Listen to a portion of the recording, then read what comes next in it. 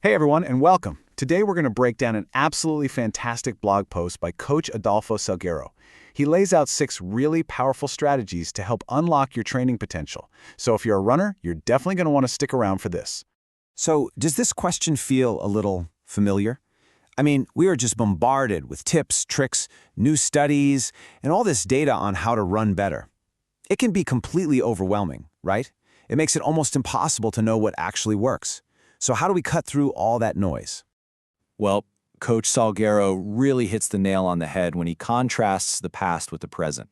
On the left, you see how it used to be. A few magazines, what you learn from other runners, pretty simple. But now, look at the right. It's just this fire hose of information from the internet, university studies, and way more data than any of us could ever hope to digest. It's a perfect example of how more isn't always better. So, to help us deal with this information overload, the coach builds his advice around 3 core principles. And the first one is all about mindset.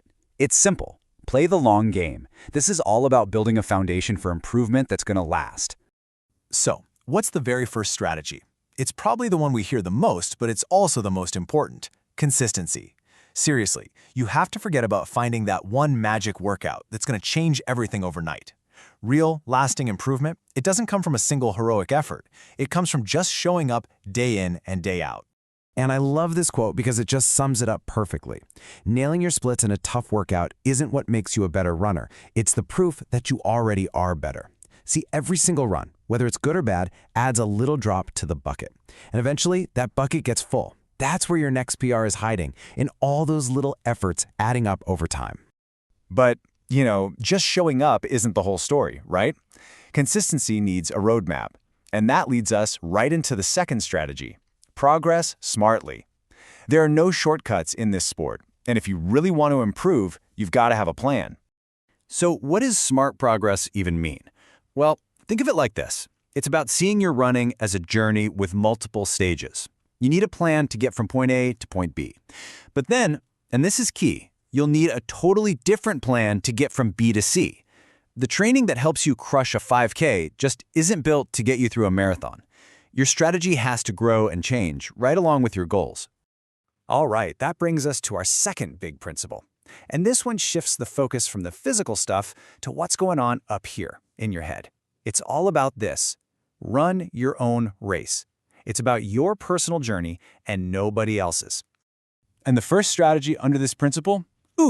This can be a tough one for a lot of us. Accept the runner you are. The coach puts it pretty bluntly. You are not Eliud Kipchoge. And you know what? That is perfectly okay. It doesn't matter if you're a local speedster or if you're holding down the back of the pack. Accepting your own reality is the first real step to becoming the absolute best runner that you can be. And this is so important in our world today. You've got to tune out the noise. Stop comparing your everyday training to the highlight reels you see on social media. Your goal isn't to live up to someone else's curated, make-believe life. It's to chase down the goal that really matters in your own unique reality. So how do you actually stay focused on your own path? You have to, and I'm serious here, don't forget to have fun. This is a key strategy, because when you genuinely enjoy what you're doing, it's so much easier to stick with it for the long haul. It's what helps you bounce back from a bad race or an injury, because it feels less like a chore and more like just part of the journey. Okay, moving on to our third and final principle, and I think this one is a real game changer. It's all about how we should think about training methods, gear, and all that tech. The principle is use tools, not rules. So, our next strategy is all about variety. Your body needs different kinds of stress to adapt and get stronger. Just grinding out the same run at the same pace day after day, well, it's not just boring, it's actually not very effective.